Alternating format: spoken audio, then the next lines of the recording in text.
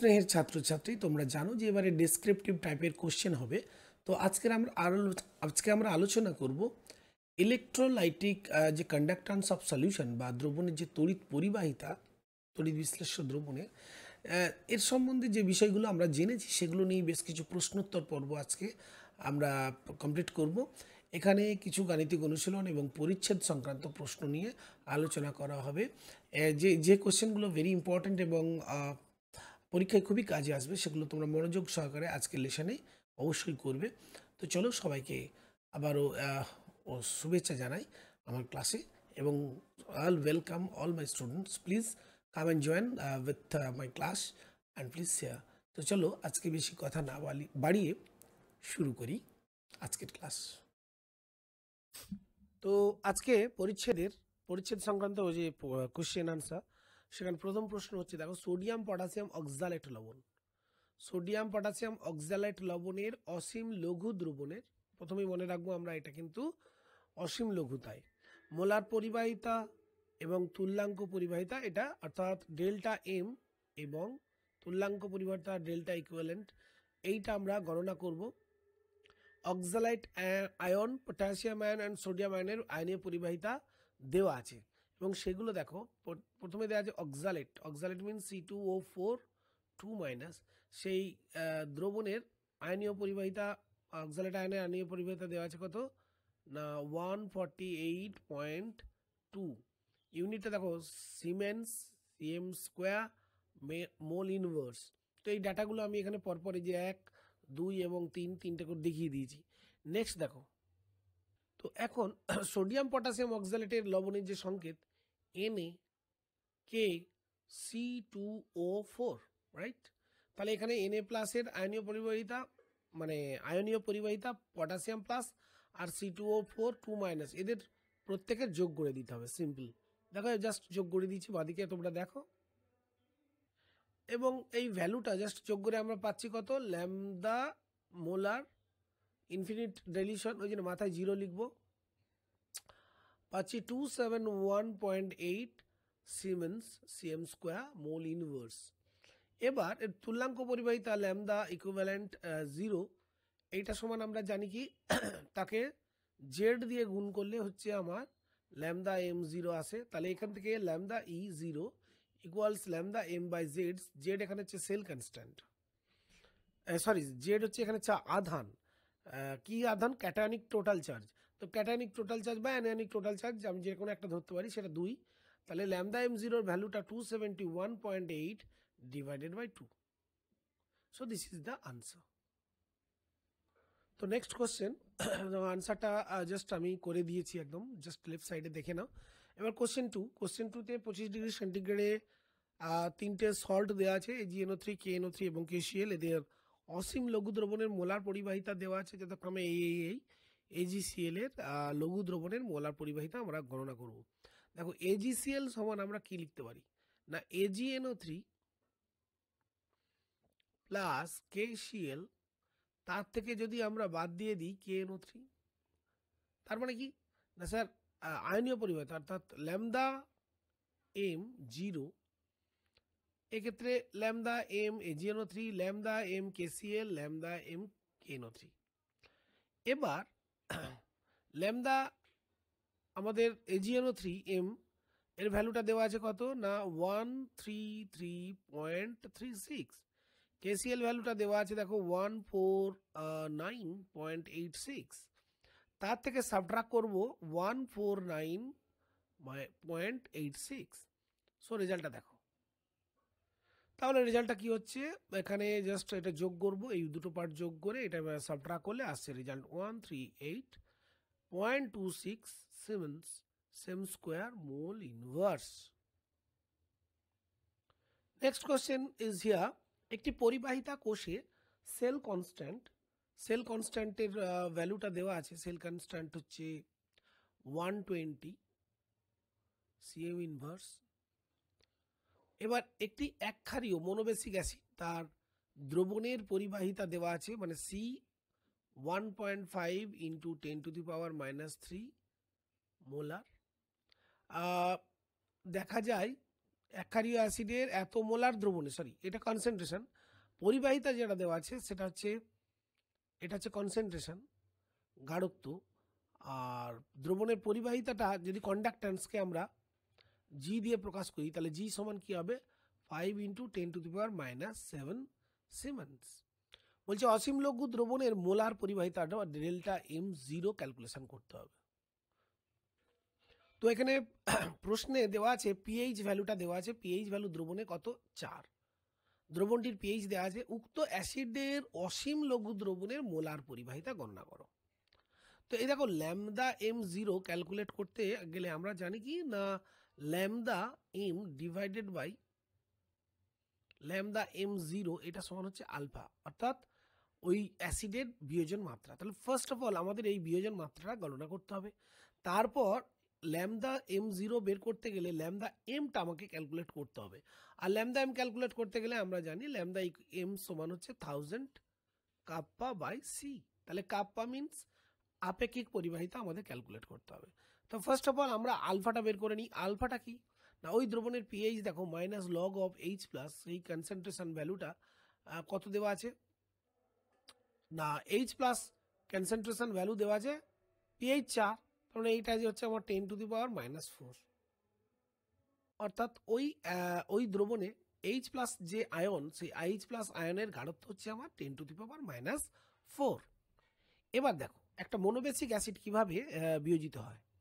ধরা যাক মনোবেসিক অ্যাসিড হচ্ছে এইচএ, তো আমরা জানি যে এর যদি আলফা বিয়োজন মাত্রা হয় তাহলে এইচ প্লাসটা হবে সি আলফা।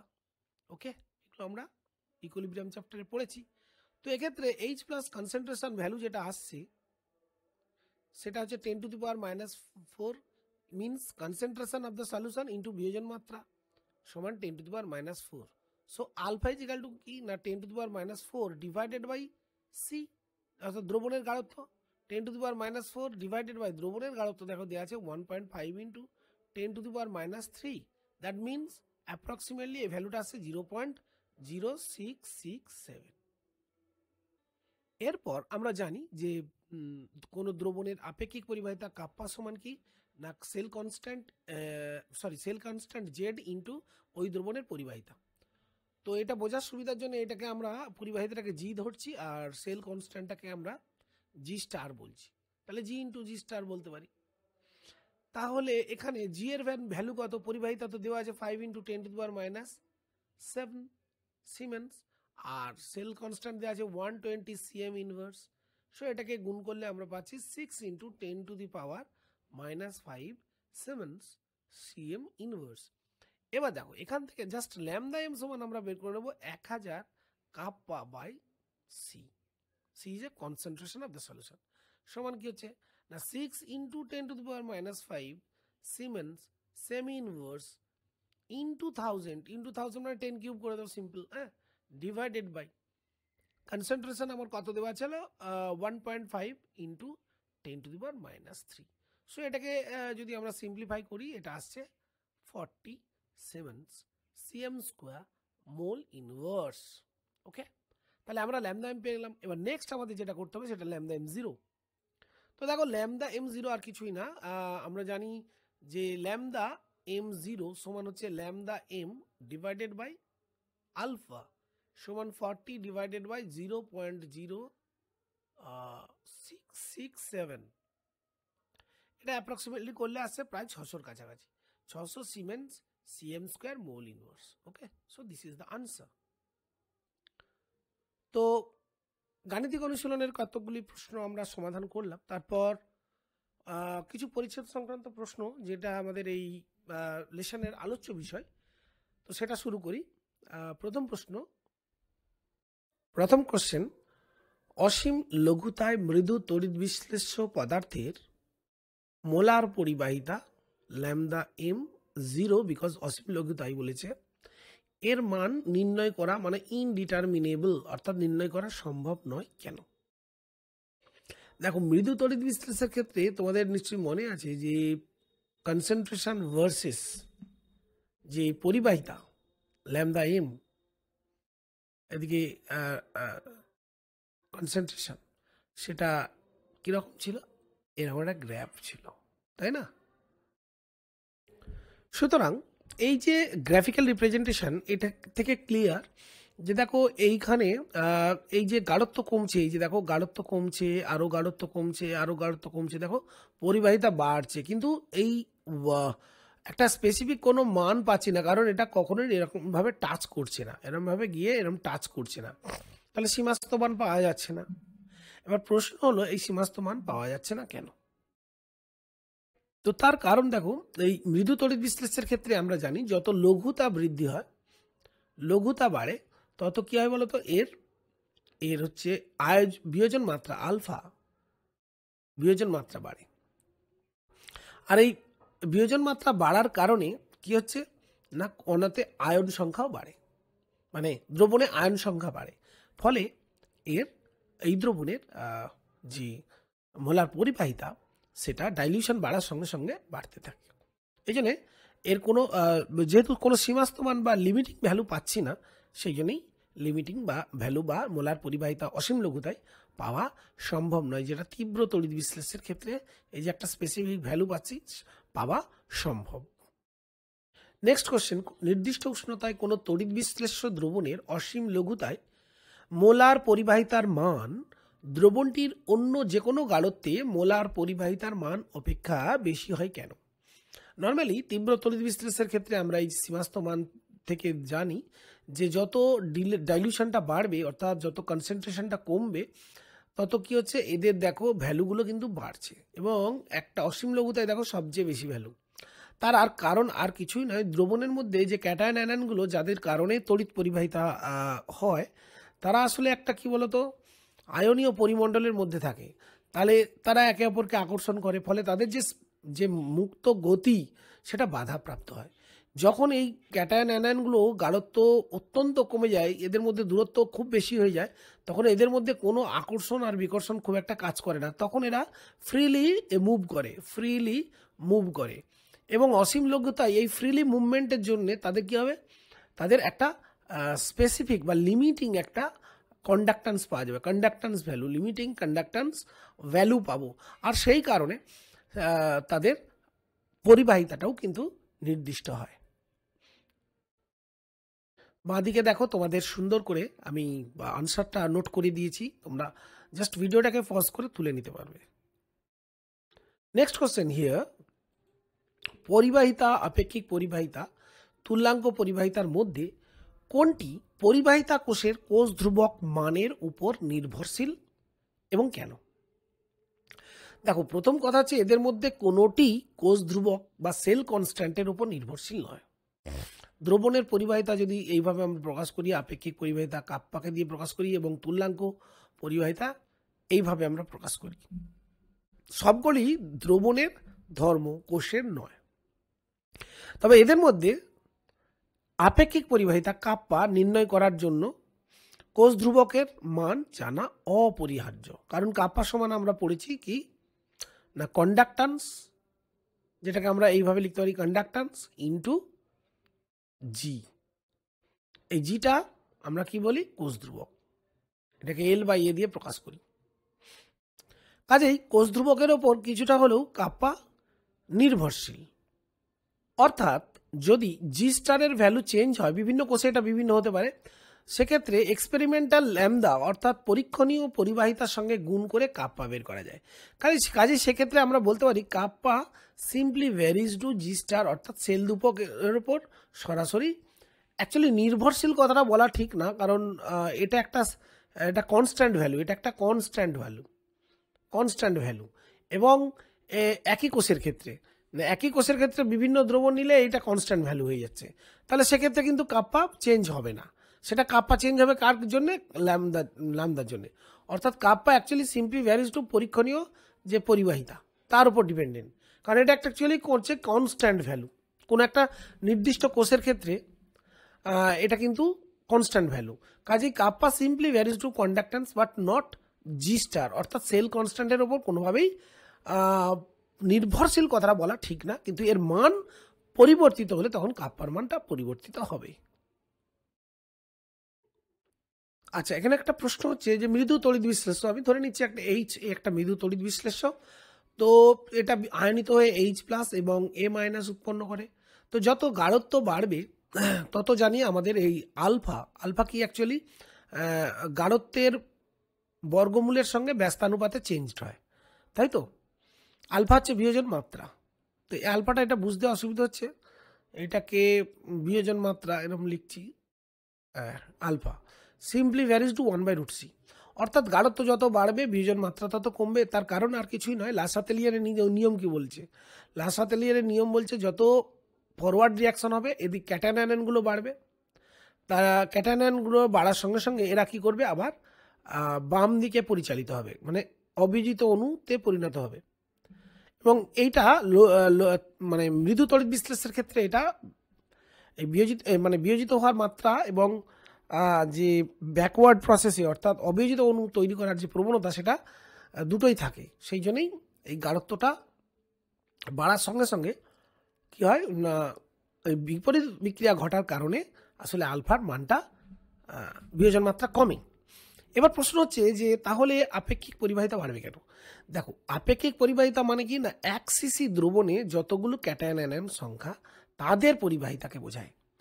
তো এবার 1 সিসি দ্রবণে গাঢ়ত্ব যখন বাড়াচ্ছি আমি ধরে নিচ্ছি যে আমার বিয়োজন মাত্রা কমবে, কিন্তু দেখো H প্লাস এর মানে টোটাল গাঢ়ত্ব হবে C আলফা, এটাও হবে C আলফা, তাহলে C গুণিত C।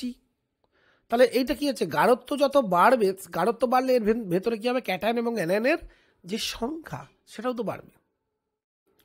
তার ক্যাটায়ন অ্যানায়ন সংখ্যা যদি বাড়ে, যদিও আমি ধরলাম যে বিয়োজন মাত্রা কমবে, তার কারণে C আলফা ভ্যালুটা কম হবে, কিন্তু যেহেতু এই যে গাঢ়ত্ব বৃদ্ধি হচ্ছে সেহেতু কণার সংখ্যা এতটাই বেড়ে যায় যে মোটের ওপর আপেক্ষিক পরিবাহিতা বৃদ্ধি পায়। তো এখানে এক্সপ্লেনেশনটা আমি বাম দিকে লিখে দিয়েছি, তোমরা এটা তুলে নিতে পারবে। নেক্সট কোশ্চেন, একটি তড়িৎ বিশ্লেষের 0.2 মোলার দ্রবণ, সো কনসেন্ট্রেশন ইজ ইকুয়াল 0.2 মোলা, রোধ রেজিস্ট্যান্স ইকুয়াল 50 ওহম। এখান থেকে আমরা এর পরিবাহিতা বের করে নিতে পারি 1/R ইকুয়ালস 1/50 ওহম ইনভার্স। তো দ্রবণের পরিবাহিতা পেয়ে গেলাম। আপেক্ষিক পরিবাহিতা কাপ্পা সমান দেওয়া আছে 1.3 সিমেন্স মিটার ইনভার্স। যদি ওই দ্রবণে তড়িৎ বিশ্লেষের 0.54 এম দ্রবণের রোধ 260 ওহম হয়, তবে দ্রবণটির মোলার পরিবাহিতা। আবার দিয়েছে যে সি সমান যদি 0.4 এম হয়, সেক্ষেত্রে রোধটা কিন্তু হয়ে যাচ্ছে 260 ওহম। তাহলে সেক্ষেত্রে ল্যামদা আমাদের বের করতে হবে, ল্যামদা এম। এই হচ্ছে কোশ্চেন। এখন প্রথম দ্রবণের ক্ষেত্রে আমরা যেহেতু কাপ্পা জেনে গেছি, তো এখান থেকে আমরা লিখতে পারি কাপ্পা 1 সমান আমরা লিখতে পারি কি কন্ডাক্ট্যান্স ইন্টু সেল ধ্রুবক, আমরা জি স্টার ধরলাম। তো সেক্ষেত্রে জি স্টার ভ্যালুটা কী হবে, জি স্টার অর্থাৎ সেল কনস্ট্যান্ট ভ্যালুটা আসছে না kappa divided by A, kappa divided by এই ল্যামদা। তো এক্ষেত্রে ভ্যালুটা আমরা যদি পুট করি, কাপ্পার মান হচ্ছে দেখো 1.3 আর ল্যামদার মান পেয়েছি 1/50, তার মানে জাস্ট হয়ে গেল 65 মিটার ইনভার্স, 65 মিটার ইনভার্স।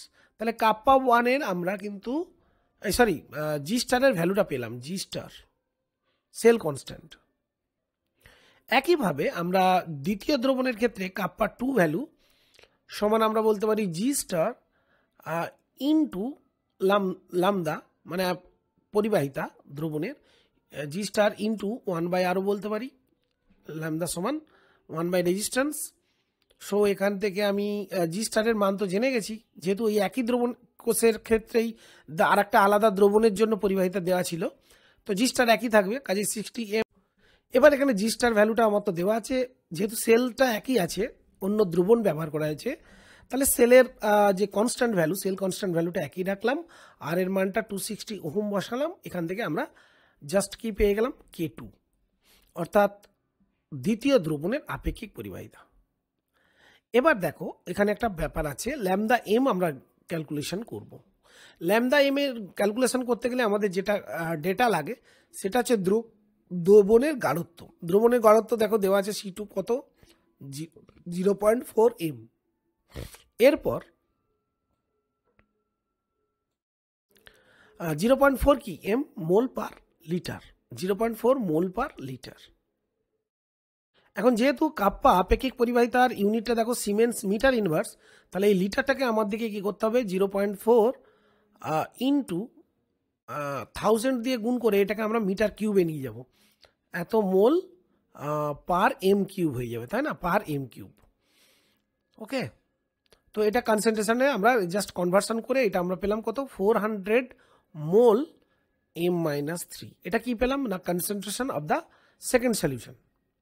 তাহলে এক্ষেত্রে ল্যামদা এম সমান কি হবে না স্যার, নর্মালি কি হয় 1000 কাপ্পা বাই সি, যেহেতু এখানে এসআই ইউনিটে দেওয়া আছে এখানে সিম্পলি হবে কাপ্পা বাই সি। তাহলে কাপ্পা ভ্যালুটা কত না স্যার 0.25 এস মিটার ইনভার্স, আর C2 ভ্যালু কত না 400 মোল মিটার -3। তাহলে দেখো ইউনিটটা এসে গেল কত 6.25, ভ্যালুটা এলো 10⁻⁻⁴, আর ইউনিটটা এসে গেল সিমেন্স, দেখো মিটার স্কোয়ারে ইউনিটটা এসে গেল। সো এই ইউনিটটা আমাদেরকে কিন্তু খেয়াল রাখতে হবে। আর এটাই হলো আনসার, আমাদের ল্যামদা এম জানতে চাওয়া হয়েছিল।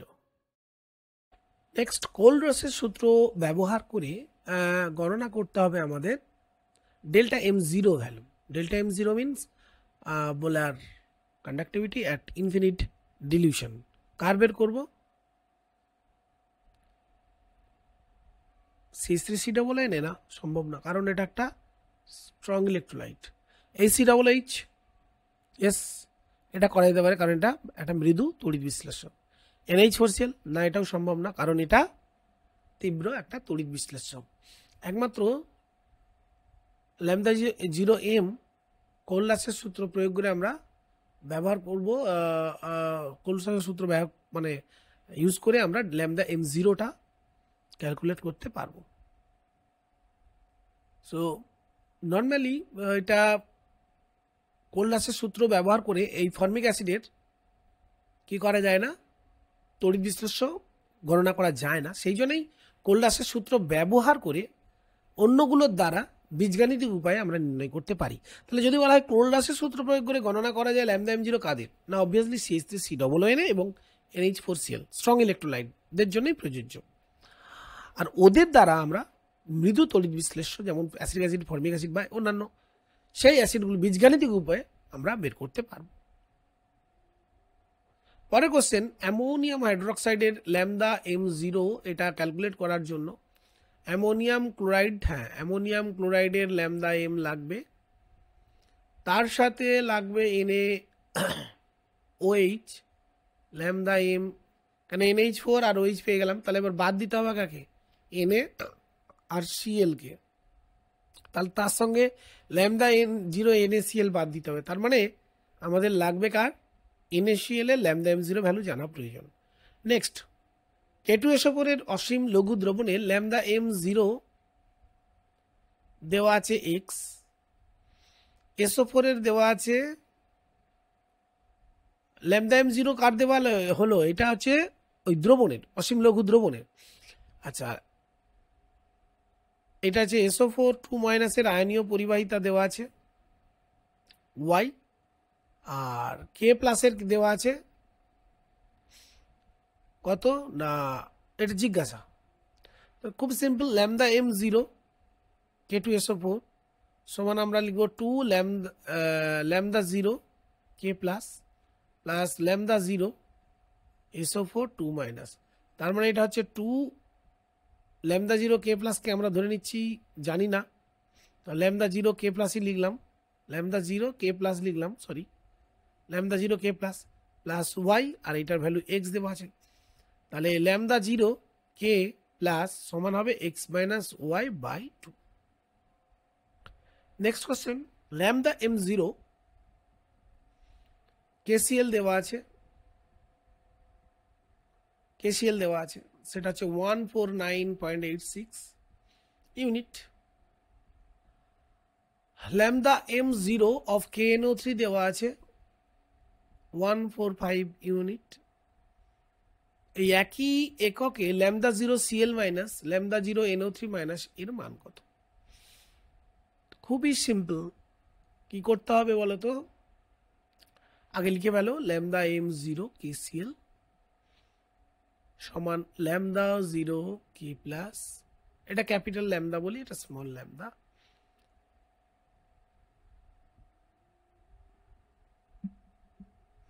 এবার আমার ভ্যালু দেওয়া আছে কি, কোনটার ভ্যালু দেওয়া আছে, ল্যামদা জিরো সিএল মাইনাসের ভ্যালু দেওয়া আছে, তাহলে এইটা আমি জানি না, ল্যামদা জিরো কে প্লাস প্লাস 76.44, তাহলে এখান থেকে আমি কে এই ল্যামদা জিরো কেসিএল এর ভ্যালু কত দেওয়া আছে 149.86, তাহলে ল্যামদা জিরো কে প্লাস ভ্যালুটা কত হলো 149.86 বিযুক্ত 76.44, তার মানে এটা ক্যালকুলেশন করলে আসছে 73.42।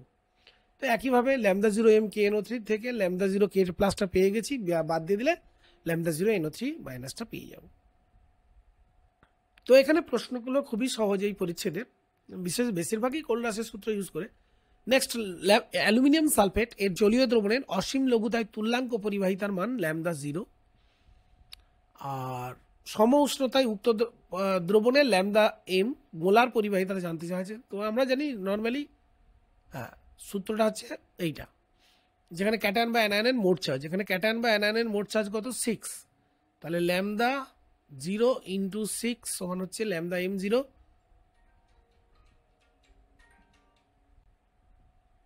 হ্যাঁ হ্যালো, এবার এখানে রিলেশনটা তাহলে কি দাঁড়াচ্ছে, ল্যামদা এম জিরো সমান 6 ইন্টু ল্যামদা ইকুইভ্যালেন্ট, অর্থাৎ তুল্যাঙ্ক পরিবাহিতা। নেক্সট কোশ্চেন নাম্বার 56, তিনটি দেখতে পাচ্ছি একটা কোঅর্ডিনেশন কম্পাউন্ড আমরা দেখতে পাচ্ছি, যেগুলোকে সবর্গীয় যৌগ বলি। এরম যৌগগুলোর দ্রবণ প্রতিটির গাঢ়ত্ব 0.1 মোলা, পরিবাহিতা মানের ঊর্ধ্বক্রম। তো প্রথমটা দেখছো যে আয়নীয় যোজ্যতা আছে 3, তার মানে ওখান থেকে মোট 4টি আয়ন হবে। প্রথম যৌগ মানে Cr NH3 হোল 6, এটা একটা আমরা জানি যে কমপ্লেক্স আয়ন, ক্যাটায়ন হবে এবং 3টি Cl মাইনাস, তার মানে এখানে টোটাল 4টি, অবভিয়াসলি এর পরিবাহিতা ম্যাক্সিমাম হবে।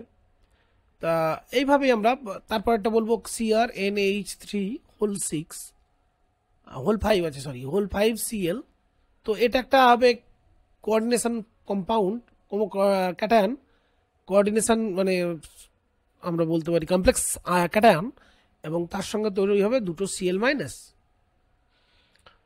কারণ এগুলো হচ্ছে প্রাইমারি ভ্যালেন্সি, ঠিক আছে দুটো। তো এখান থেকে আমরা এটা বুঝতে পারছি যে প্রথম যৌগটা সবচেয়ে ম্যাক্সিমাম হবে এবং লাস্টেরটা মিনিমাম হবে। নেক্সট, নির্দিষ্ট উষ্ণতায় একই পরিবাহিতা কোষে 0.01 কেসিএল NaCl আর 0.01 NaCl দ্রবণের আপেক্ষিক পরিবাহিতা যথাক্রমে দেওয়া আছে কত y আর z। বেশ, কেসিএল দ্রবণের পরিবাহিতা, যদি কেসিএল দ্রবণের পরিবাহিতা সমান x ওহম ইনভার্স হয়, তাহলে NaCl দ্রবণের পরিবাহিতা কত?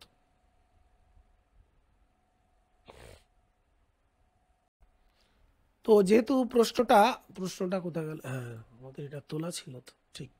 তো দেখো প্রশ্ন অনুযায়ী এবার জাস্ট আমরা কি করব, আমরা দেখো একটা রিলেশন জানি, কাপ্পা ইকুয়ালস কি না কোনো দ্রবণের পরিবাহিতা ইন্টু তার সেল কনস্ট্যান্ট, আমি ধরে নিচ্ছি জি স্টার। তাহলে এবার দেখো প্রথম যে কেসিএল দ্রবণ তার আপেক্ষিক পরিবাহিতা আমার দেওয়া আছে ওয়াই, তাহলে ওয়াই সমান ওই দ্রবণের পরিবাহিতা ইন্টু আমরা বলতে পারি জি স্টার। আচ্ছা, ওই দ্রবণের পরিবাহিতা দেওয়া আছে এক্স, তার মানে এই জায়গাটায় আমরা এক্স বসিয়ে দাও, তাহলে জি স্টার সমান কি দাঁড়ালো, সেল কনস্ট্যান্ট পেয়ে গেলাম ওয়াই বাই এক্স। এবার কেসিএল দ্রবণ তো গেল, NaCl দ্রবণের ক্ষেত্রে একইভাবে জি স্টারটা একইভাবে, যেহেতু একই সেলে আমরা পরিবাহিতাটা গণনা করছি, তাহলে সেক্ষেত্রে আপেক্ষিক পরিবাহিতা জেড সমান NaCl দ্রবণের সেল কনস্ট্যান্ট পেয়ে গেছি ওয়াই বাই এক্স ইন্টু ওই দ্রবণের পরিবাহিতা NaCl, অতএব ল্যামদা NaCl সমান কি দাঁড়াচ্ছে না Z X by Y. This is the answer. তো নেক্সট কোশ্চেন, মৃদু অ্যাসিড HX যার মোলারিটি 0.01 m, এই দ্রবণের মোলার পরিবাহিতা মৃদু অ্যাসিড HY 0.1 m এর দ্রবণের মোলার পরিবাহিতা 10 গুণ, অর্থাৎ মৃদু অ্যাসিড HAY এর যে মোলার পরিবাহিতা তার 10 গুণ হচ্ছে।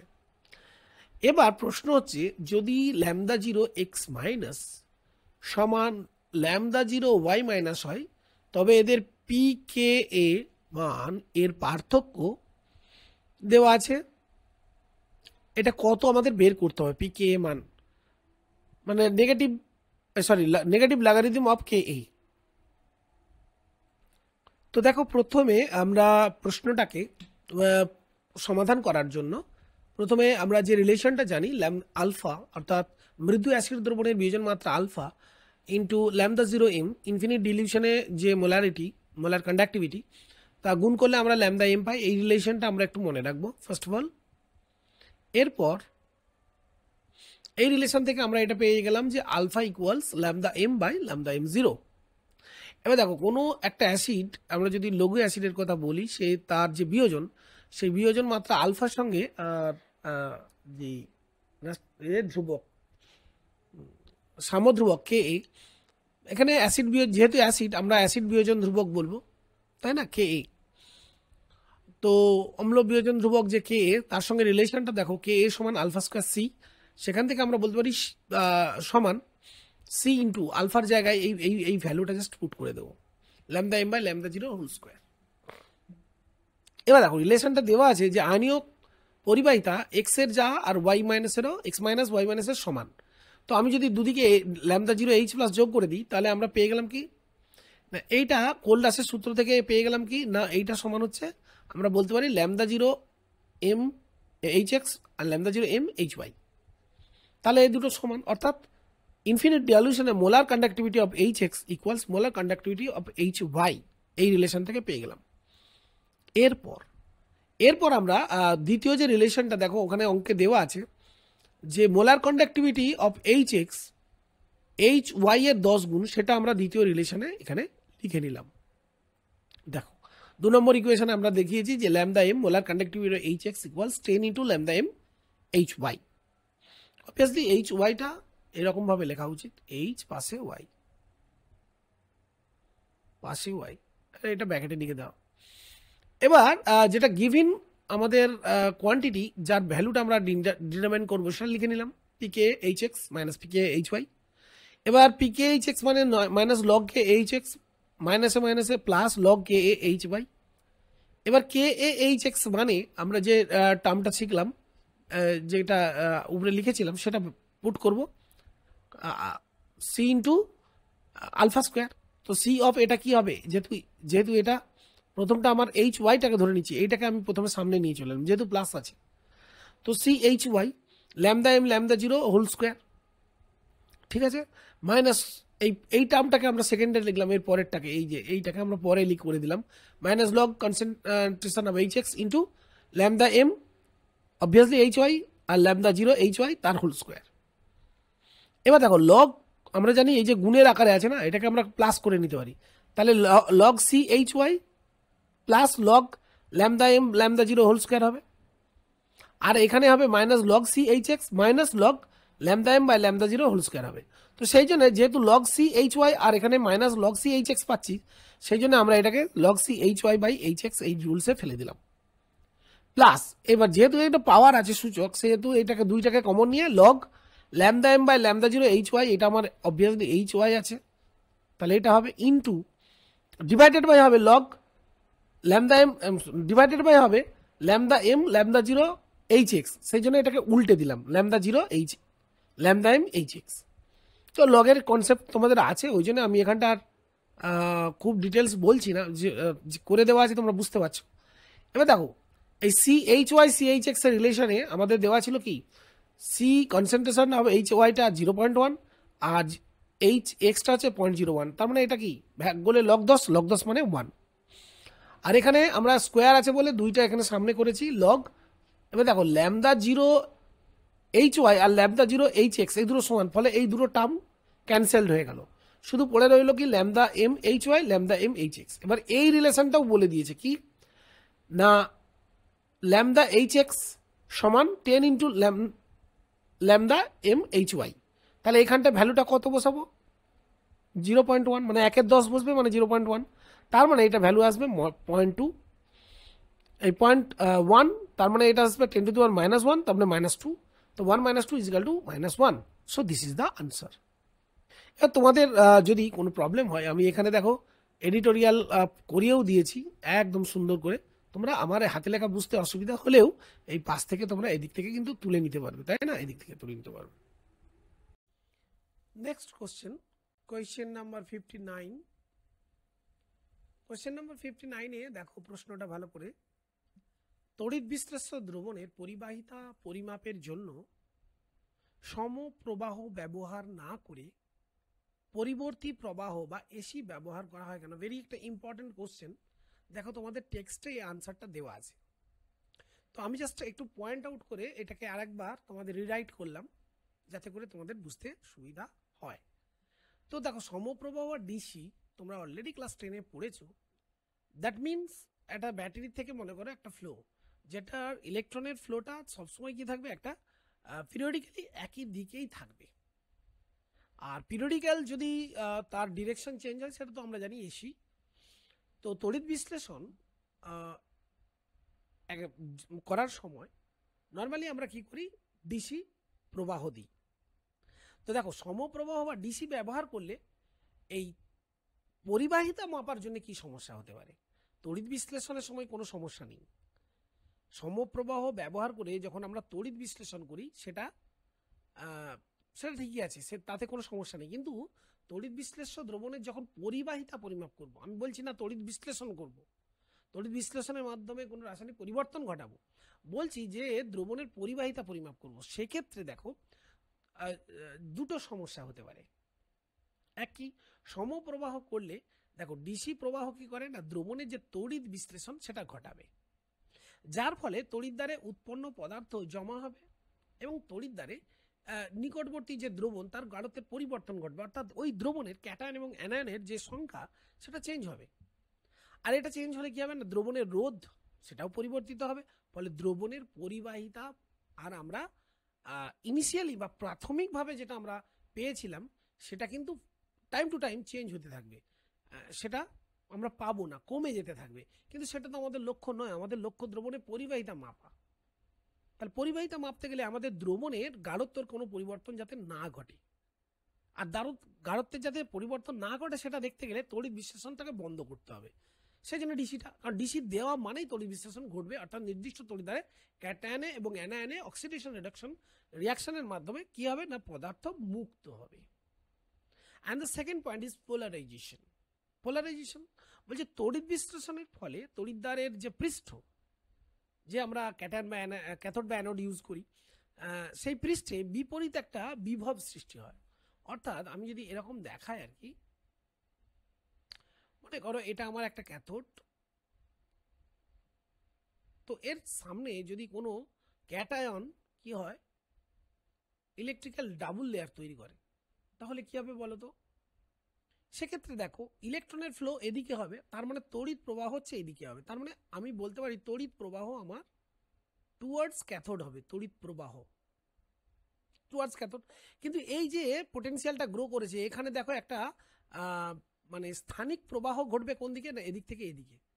দেখো এই যে তড়িৎ প্রবাহটা, কারণ আমরা জানি সবসময় হাই পোটেনশিয়াল থেকে লো পোটেনশিয়ালের দিকে, এবং দেখো বহির্বর্তনী যে তড়িৎ প্রবাহ সেটা হচ্ছে অভিমুখ এই দিকে।